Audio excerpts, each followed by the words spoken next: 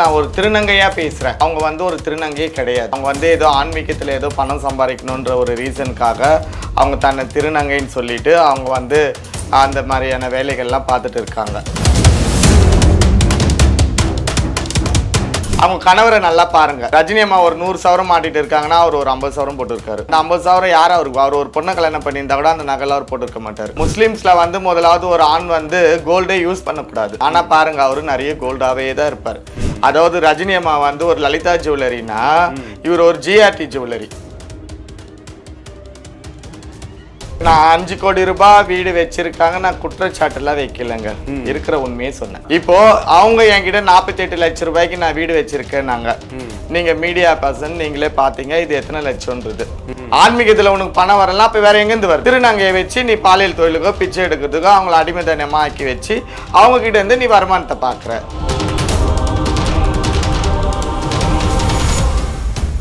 யாரோ வந்து அவங்க கோயிலுக்கு வந்த கிளைண்ட் வந்து ஒரு தார் கார் வாங்கி கொடுத்தாராம். அந்த தார் கார் வாங்கி கொடுத்தவரை வந்து காட்ட சொல்லுங்களேன். அவரு அதை வாங்கி கொடுக்குறாருன்னா அவரு எவ்வளவு பெரிய கோடீஸ்வரனா இருந்திருப்பாரு. அவ்வளவு பெரிய கோடீஸ்வரம் உன்னை தேடி ஏன்பா இங்க வந்தாரு வேசார்படிக்கு பிரிட்ஜு கீழே. நீ ரஜினியை பகச்சுக்கின, ரஜினி உஷாராயிரு, உன் வீட்டாண்ட பைக்கு சுத்தம், பசங்க சுத்துவாங்க, வெளியே வராது, இப்படிலாம் எனக்கு வந்து அப்போ 11 வருஷத்துக்கு முன்னாடியே எனக்கு இதெல்லாம் நடந்துச்சு.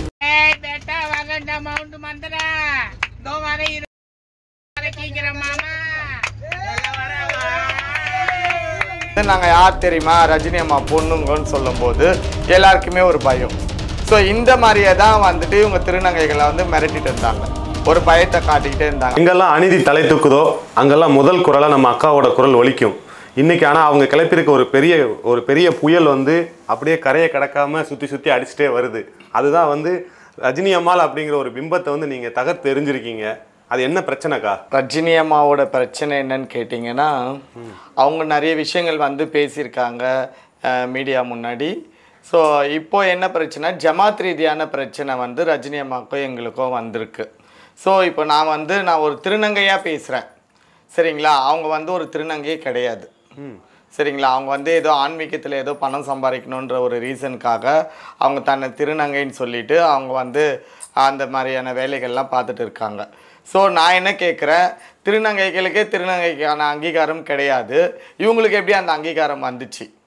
அப்போ இவங்க வந்து ஒரு திருநங்கையை கல்யாணம் பண்றவருக்கு தெரியும்ல இவங்க வந்து ஒரு திருநங்கை தான் அப்படின்ட்டு.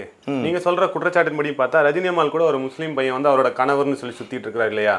அப்போ அவருக்கு இவ்வளவு நாள் தெரியாத இவங்க திருநங்கை கிடையாது, இவர் ஒரு ஆண் தான் அப்படிங்கிறது தெரியாமலே இவ்வளவு நாள் அவங்க கூட குடும்பம் நடத்திட்டு இருக்காங்க. இல்லை இது பணத்துக்காக போடுற வேஷமா? நீங்க கேட்குற கேள்வி கரெக்டானது. நான் வந்து ரஜினியை மட்டும் பத்தி தான் பேசுறேன், அவங்க கணவரை பத்தி நான் பேசல. நான் இதை வந்து சிம்பிளா சொல்லணும்னா அவங்க கணவரை நல்லா பாருங்க. ரஜினி அம்மா ஒரு 100 சவரம் மாட்டிட்டு இருக்காங்கன்னா அவர் ஒரு 50 சவரம் போட்டுருக்காரு, சரிங்களா? அந்த 50 சவரம் யார் அவருக்கு? அவர் ஒரு பொண்ணை கல்யாணம் பண்ணியிருந்தா கூட அந்த நகைலாம் அவர் போட்டுருக்க மாட்டாரு. நீங்க பாத்திருப்பீங்களா?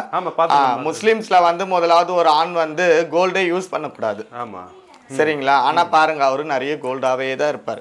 அதாவது ரஜினி அம்மா வந்து ஒரு லலிதா ஜுவல்லரினா இவர் ஒரு ஜிஆர்டி ஜுவல்லரி, ரெண்டுமே இருப்பாங்க. அதாவது இந்த வாழ்க்கை சாதாரண ஒரு பெண்ணை கல்யாணம் பண்ணியிருந்தா கூட அவர் கிடைச்சிருக்காது. ஸோ இதுதான் விஷயம், பணம் தான். அவரோட கிட்டேயும் வந்து என்ன அங்கே நடக்கும்னா இவங்களுக்குள்ள எந்த உறவு இருக்குன்றதே எனக்கு தெரியாது, ஹஸ்பண்ட் ஒய்ஃப்ன்றாங்க, அது எது உண்மை பொய்ன்றது தெரியாது. பட் ஒரு பணம் பரிமாற்றம் இருக்கு. இல்ல அவங்களே நிறைய பேர்ல சொல்லியிருக்காங்களே, மாமியார் அவங்க ஹஸ்பண்டோட அப்பா அம்மாவும் மாமியார் மாமனார் அவங்ககிட்ட ஆசீர்வாதம், ரம்ஜான் வந்தா ஆசீர்வாதம் வாங்குவேன், தீபாவளி வந்தா ஆசீர்வாதம் வாங்குவேன்னு சொல்லியிருக்காங்க. அப்போ ஒரு ஹஸ்பண்ட் அண்ட் ஒய்ஃபாங்கிற மாதிரி தான் அவங்க வாழ்க்கை போயிட்டு இருக்கு இல்லையா? பட் இவர் வந்து கூட இருக்கும்போது இவருக்கு தெரியாத இவங்க திருநங்கை கிடையாது, எல்லாரையும் போல ஒரு சாதாரண ஆண்மகன் அப்படின்னு தெரியாதான்னு கேட்குறேன். தெரியலாமே, தெரியுமே, தெரியும். தெரிஞ்சு என்ன பண்ண போறாரு? எங்க ஒரு திருநங்கைக்கு வந்து ஒரு ஆண் கல்யாணம் பண்ணி ஒரு பொம்பளை மாதிரி இருக்கிற எங்களையே ஒரு ஆண் கல்யாணம் பண்ணா அந்த ஆணுக்கு எல்லா கதையுமே தெரியும். இவங்களை கல்யாணம் பண்ணா நம்மளுக்கு குழந்தை பாக்கியம் இருக்காது, நம்மளுக்கு வந்து ஃபியூச்சர்ல நம்மளுக்கு கொல்லி போட ஒரு புள்ள இருக்க, எல்லாமே தெரியும். தெரிஞ்சு ஒரு பாசத்துல தானே வந்து எங்க மேல வந்து கல்யாணம் பண்றாங்க. இந்த விஷயம் தெரிஞ்சுதானே கல்யாணம் பண்ணி வாழ்றாங்க. அதுக்கப்புறம் எவ்வளவு பிரச்சனைகள் வரும், அதுல வந்து ஒத்துமை இல்லாம பிரிஞ்சு போறது இதெல்லாம் கூட இருக்கு. அதே போலதான் இவங்களும் இப்படிதான்றது தெரிஞ்சு வேற வழி இல்லை, ரஜினி கூட இருக்கிறதுனால இவருக்கு ஏதோ இன்கம் கிடைக்குது, இவருக்கு வந்து நல்ல ஒரு சொகுசான வாழ்க்கை கிடைக்குது, ஒரு பெண்ணை கல்யாணம் பண்ணா கூட 4 நகை நட்டு வந்து இவரு கஷ்டப்படுதான் அந்த பெண்ணுக்கு போடணும். பட் இவங்க கூட இருக்குதுனால இவங்க போடுறாங்க இவருக்கு. இது ஒரு டிஃப்ரெண்டான வாழ்க்கை இல்லை இவருக்கு. இந்த நோகாம நொங்கு திங்கிறேன்னு 100% நோகாம நொங்கி தூங்குறது இதுதாங்க. இதுதான் அந்த வாழ்க்கை. சரி, 5 கோடி ரூபாய் வீடு வச்சிருக்காங்க ரஜினி அம்மாள் அப்படின்னு ஒரு குற்றச்சாட்டு வச்சீங்க. அவங்க உங்க இதுக்கு முன்னாடி உங்க மேல வச்ச தரப்பு என்னன்னா 48 லட்சம் ரூபாய்க்கு மந்த்ரா வீடு கட்டியிருக்காங்க அப்படின்னாங்க. இங்க உள்ள வரும்போது பார்த்தா ரோடே ஒழுங்கா இல்ல, வீடு அதை விடலாம் மோசமா இருக்குது. பட் அவங்க வச்ச குற்றச்சாட்டு பொய்ன்னு ஆயிடுச்சு. இப்ப நீங்க வைக்கிற குற்றச்சாட்டு என்ன உண்மை? அதாவது நான் 5 கோடி ரூபாய் வீடு வச்சிருக்காங்க, நான் குற்றச்சாட்டுலாம் வைக்கலங்க, இருக்கிற உண்மையே சொன்னேன். அதுதான் இப்போ அவங்க என்கிட்ட 48 லட்சம் ரூபாய்க்கு நான் வீடு வச்சிருக்கேன். நீங்க மீடியா பர்சன் நீங்களே பாத்தீங்க இது எத்தனை லட்சம்ன்றது. நான் இருக்கிறது கண்ட்ரமெண்ட் ஏரியா, மிலிட்ரி பாரஸ் இடத்துல நான் இருக்கேன். எப்போ ஒன்னாலுமே எனக்கு வந்து இந்த இடத்த இடிச்சிருவாங்க, எடுத்துருவாங்க. நான் சொல்லணுன்றதுல நீங்களே பார்த்துருப்பீங்க. ஒன்று ஏற்கனவே எங்களுக்கு வந்து 2 நோட்டீஸ் கொடுத்துட்டாங்க. 3ஆவது நோட்டீஸ் கொடுத்தாங்கன்னா நாங்கள் எங்கே போய் இருக்க போகிறோன்றதே எங்களுக்கு ஒரு கேள்விக்குறியாக தான் இருக்கு. அந்த 48 லட்சம் வீடு எங்கே அப்போ? அந்த 48 லட்சம் அவங்கள தான் போய் கேட்கணும். அது ஒரு மாயமாக மறைஞ்சிச்சுங்க. அது ஒரு புதையல் மாதிரி அவங்க கண்டிப்பாக அப்படி ஒரு வீடு அமைஞ்சா எனக்கு அதை விட பெரிய பாக்கியமே வேற எதுவும் இல்லைங்க. சரிங்களா? ஆனால் நான் சொன்னது உண்மையா இல்லை அவங்க சொன்னது உண்மையான நீங்கள் வந்து போனால் தெரியும். அவர் வீட்டுக்குள்ளே போய் பாருங்க. ஃபுல்லாக எல்லாமே என்னமோ சொன்னாங்க, கிரைனைட் கல், ஏதோ இன்டீரியர் ஒர்க்கு என்னென்னமோ சொன்னாங்க. இது எல்லாமே அந்த ஒர்க்குக்கே வந்து அவங்க 3 கோடி ரூபாய் செலவு பண்ணியிருக்காங்க. நீங்கள் இவ்வளோ பெரிய குற்றச்சாட்டு வைக்கிறீங்க. பட் ஆனால் அவங்க எல்லா பேட்டிலையும் பெரிய பெரிய சேனல் எல்லா பேட்டிலையும் அவங்க கொடுக்குற ஒரே செய்தி என்ன அப்படின்னா, நான் குறி சொல்கிறதுக்கும் அருள்வாக்கு சொல்கிறதுக்கும் வெறும் 300 ரூபா தான் வாங்குறேன் அப்படிங்கிறாங்க. வெறும் 300 ரூபா வாங்குற ஒரு ஆள் ஒரு நாளைக்கு 10 குறி சொன்னாலே 3000 ரூபா தான் ஆச்சு. 3000 ரூபா வாங்குற மாதத்துக்கு வந்து கிட்டத்தட்ட எவ்வளோ 90,000 1 லட்சம் கூட வரல. அவங்களால எப்படி 5 கோடிக்கு வீடு கட்ட முடியும்? அது எக்ஸ்ட்ரா வேற நீங்கள் ஒன்று சொல்லியிருக்கீங்க, அவங்க வீட்டுக்கு ரைடு அனுப்புங்க, ரைடு அனுப்புனா எல்லா உண்மையும் வெளியே வரும்னு சொல்கிறீங்க. இது எது உண்மை? அதாவது அவர் சொன்னதே உண்மையா இருக்கட்டும்ங்க. நான் வந்து குறி சொல்றேன், ஒரு குறிக்கு வந்து 300 ரூபாய் தான் பீஸ் வாங்குறேன். சரி, அது ஆன்மீகத்துல வந்து அவர் அப்ப யாரும் மதிக்கலன்னு அர்த்தம். சரிங்களா? அவர் மேல யாருக்கும் நம்பிக்கை இல்லை, வந்து ஏமாற விருப்பம் இல்லைன்னு அர்த்தம். இவர் ஒரு ஃப்ராடு ஃபோர்ஜரின்றது எல்லாருக்கும் தெரிஞ்சு போச்சுன்னு அர்த்தம். பட் நான் சொல்றது திருநங்கைகளை வச்சு அவர் பணம் சம்பாதிக்கிறாரு. இதை குற்றச்சாட்டு தான் நான் கொண்டு வரேன். அப்ப இதுதானே உண்மை. ஆன்மீகத்துல உனக்கு பணம் வரலாம், அப்ப வேற எங்கேருந்து வருது? திருநங்கையை வச்சு நீ பாலியல் தொழிலுக்கோ பிச்சை எடுக்கிறதுக்கோ அவங்கள அடிமைத்தனமா ஆக்கி வச்சு அவங்க கிட்ட இருந்து நீ வருமானத்தை பார்க்குற. இதுதானங்க உண்மை. ஏன்னா கடந்த ஒரு 3.5 வருஷத்துக்கு முன்னாடி இதே ரஜினின்றவங்க, நான் போட்டோஸ் உங்களுக்கு காட்டுறேன், இந்த மாதிரி ஒரு கண்ணாடி வளையல் தான். கண்ணாடி வலையில எதுவுமே கிடையாது, ஒரு நார்மலான ஒரு சாரி, அதுக்கு அடின்னு ஒரு கூலிங் கிளாஸ் போட்டு இருந்த ரஜினிக்கு இன்னைக்கு பாருங்க அவங்க உடம்புல வந்து எல்லாம் கொத்து கொத்தா தொங்குதுங்க. எப்படி வந்துச்சு இந்த 3.5 வருஷத்துல? எங்கேருந்து இவ்வளவு பணம் வந்தது? வண்டி வேற 2-3 வண்டி வச்சிருக்காங்க. ஆமா, அது கூட என்ன சொல்லிட்டாங்க, யாரோ வந்து அவங்க கோயிலுக்கு வந்த கிளைண்ட் வந்து ஒரு தார் கார் வாங்கி கொடுத்தாராம். அந்த தார் கார் வாங்கி கொடுத்தவரை வந்து காட்ட சொல்லுங்களேன். 2 கார். 2 காரா? 2 தார் கார் வச்சிருக்காங்க. அதை வாங்கி கொடுத்தவங்களை வந்து காட்ட சொல்லுங்களேன். அவரு அதை வாங்கி கொடுக்குறாருன்னா அவரு எவ்வளவு பெரிய கோடீஸ்வரனா இருந்திருப்பாரு. அவ்வளவு பெரிய கோடீஸ்வரம் உன்னை தேடி ஏன்பா இங்க வந்தாரு? வேசார்படிக்கு பிர்ஜிக்கில உன்னை தேடியா வந்தாரு? அவருக்கு எவ்வளவு தெரிஞ்சிருக்குமே. இங்க பாருங்க, சிம்பிளா ஒரு விஷயம் சொல்றேன். நான் வந்து இறை வழிபாடை வந்து நான் தவறா சொல்லலை. ஏதோ ஒரு சக்தி இருக்கு, அந்த சக்தி இருக்குதுனால தான் நம்ம எல்லாம் வாழ்ந்துட்டு இருக்கோம். ஸோ கடவுளோட பேரை சொல்லி இவங்கெல்லாம் பணம் சம்பாதிக்கிறாங்க. இதுதான் உண்மை. அப்படி பார்த்தா நம்ம வந்து ஒரு விஷயம் வந்து அவர் சொல்லியிருந்தாரு, ஒருத்தவங்களுக்கு வந்து வயிற்றுல மருந்து இருந்தது, அந்த மருந்தை வந்து நான் எடுத்தேன், என்னோட ஆன்மீக பவரை யூஸ் பண்ணி நான் மயானத்தில் பூஜை பண்ணேன், அதை பண்ணேன். சரி, ஓகே. ஒரு 3ஆவது மனுஷனோட வயிற்றுல இந்த மருந்தை எடுக்க தெரிஞ்ச உனக்கு உன் உடம்புலேயே பிபி சுகர் எல்லாம் இருக்கு, அதெல்லாம் எடுக்க வேண்டியது தானே? அதையே உன்னால எடுக்க முடியாம போச்சு. அடுத்தவங்களுக்கு நாடி துடிப்பு பார்த்து பண்ணக்கூடிய ரஜினிக்கு இவங்களுக்கே நாடி துடிப்பை பார்த்து வைத்தியம் பண்ணிக்க தெரியல. இதுல இருந்து நீங்க புரிஞ்சுக்கோங்க, இது அனைத்துமே மற்றவங்க வந்து மாந்திரிகம் பண்றது இதெல்லாம் உண்மையா பொய்யான்னு எனக்கு தெரியல. நான் அதை பத்தி நான் நுழையில. ரஜினியோட விஷயத்துல இது அத்தனையுமே போய் ஊரை ஏமாத்தி ஒலையில போடுறதுக்கு அர்த்தம் தாங்க இது. இல்ல, ரஜினி அம்மாவை வந்து பொதுவான மக்களுக்கு வந்து ஒரு ஆன்மீகவாதியா தான் பாக்குறாங்க. ஆனா நீங்க வந்து அவங்க ஒரு பெரிய மாஃபியா கும்பல், மாஃபியாவோட தலைவியா இருந்து செயல்படுறாங்க அப்படின்னு ஒரு பெரிய குற்றம். நான் சொல்றது திருநங்கைகள்ல. அதுதான் திருநங்கைகள். அதே போல அவரை வந்து ஒரு ஆன்மீகவாதியா பாக்குறாரு நீங்க சொன்னீங்க இல்லையா? அவரோட கமெண்ட் செக்ஷன்ல எல்லாம் போய் பாருங்க. ரஜினி அம்மாவை எவ்வளோ புனிதமெல்லாம் பேசிக்கிறாங்கன்றது தெரியும். கழுவி மொழிவிலாம் ஊற்றிருப்பாங்கங்க. அவரோட இதுலேயே வந்து அவர் அதெல்லாம் ஆஃப் பண்ணி தான் வச்சிருப்பார், எதுவுமே ஆன்ல இருக்காது. அவரை யார் யார் என்ன பேசுகிறாங்கன்றதெல்லாம் கூட அவருக்கு பார்க்க மாட்டார். அவ்வளோதான். இப்போ கூட அங்கே நிறைய விஷயங்கள் உங்களுக்கு எல்லாம் தெரிஞ்சிருக்கோம். இதுக்கு முன்னாடிலாம் எவ்வளோ வீடியோலாம் அவர் போட்டிருந்தாரு, இப்போ எல்லாமே அவர் கம்மி பண்ணிட்டார். இதுக்கப்புறம் என்னோட பேட்டிக்கு அப்புறம் அவர் நிறைய கொடுக்கலாம். ஏன்னாக்கா இப்போ என்னை அழிக்கணும், நான் வந்து உருவாயிட்டேன் அப்படின்றதுனால என்னை அழிக்கக்கூடிய நோக்கத்தில் இப்போ அவங்களாம் இருக்காங்க. ஸோ உண்மை கதைகள் பொய் கதைகள் இதெல்லாம் நிறைய இதுக்கப்புறம் ஜோடிச்சு மீடியா முன்னாடி வந்து உட்காருவாங்க. இந்த உங்களுக்கு ஏதாவது இந்த மாதிரி செய்வனை ஈவனை வச்சா என்ன பண்ணுவீங்க?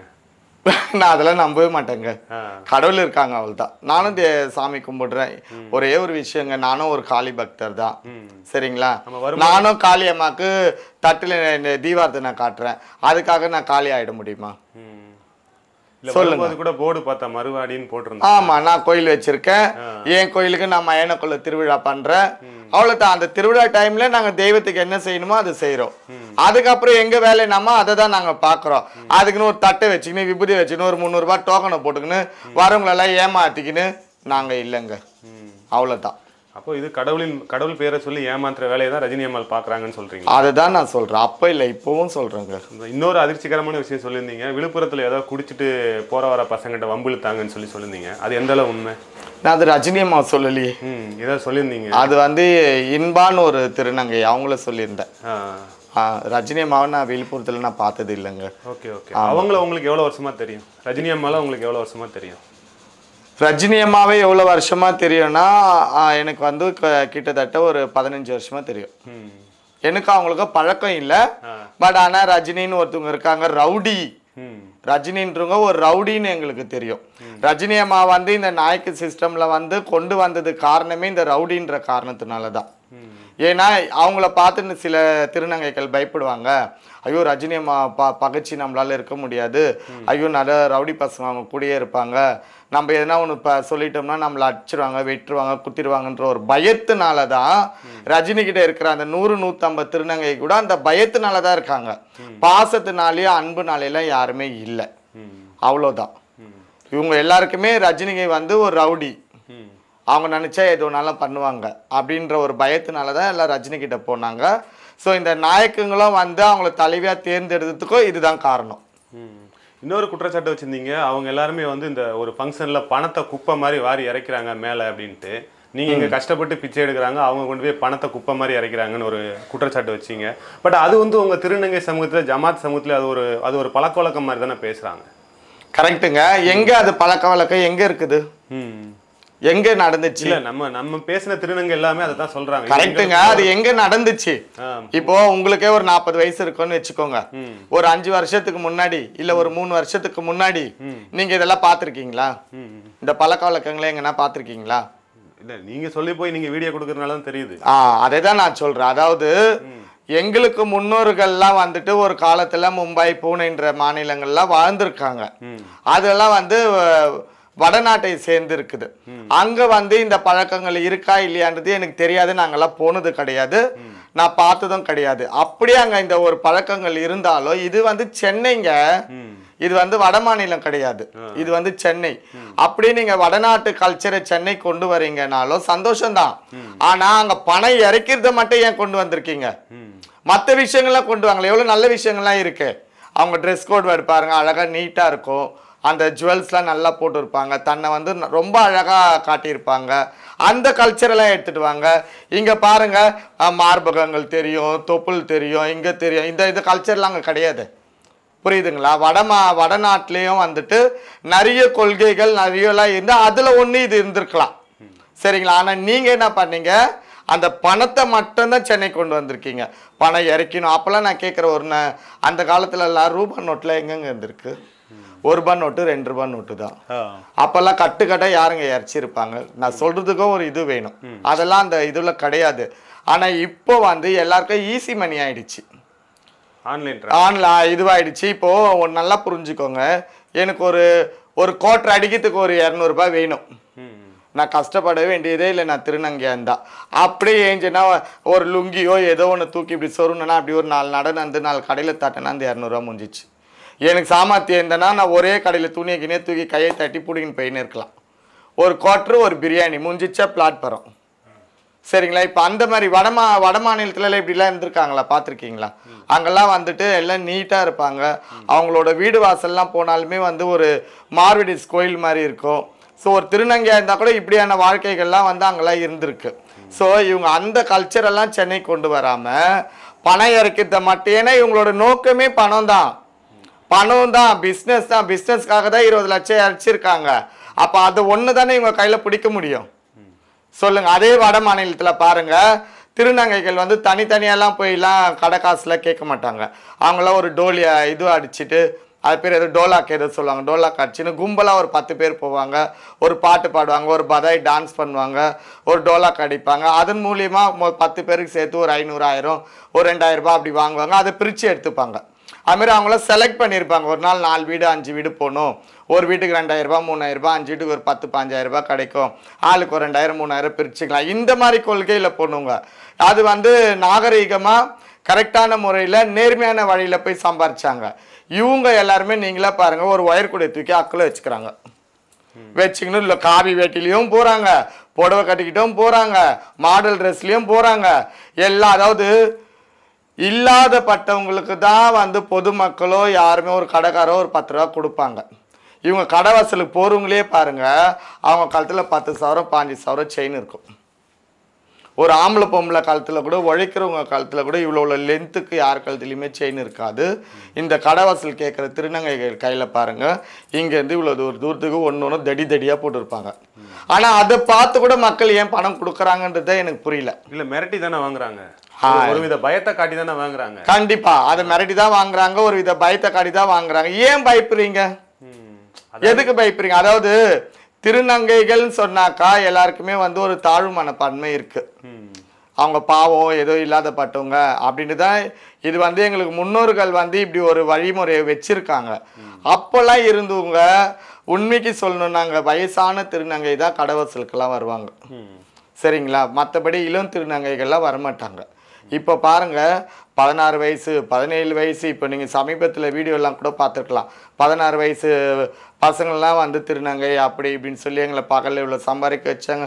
இதில் கேட்கும்போது எது உண்மை எது பொய்னே எங்களுக்கு புரியல, சரிங்களா? ஒரு மைனர் பசங்களை வந்து எப்படி எந்த தைரியத்தில் இவங்க காது குத்துறாங்க, மூக்கு குத்துறாங்க, இதெல்லாமே வந்து எங்களுக்கு புரியல. பட் ஆனால் ஒரு ஆணெல்லாம் வந்து யாருமே திருநங்கையெல்லாம் மாற்ற முடியாதுங்க.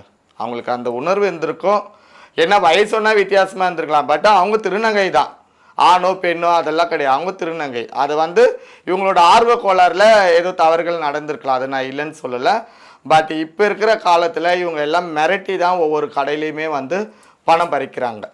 கடைசியா ஒரு கேள்வி, ரஜினி அம்மாவோட உங்களுக்கு வந்து 15 வருஷம் கிட்டத்தட்ட நட்புன்னு சொல்றீங்க, 15 வருஷமா அறிமுகம்னு சொல்றீங்க.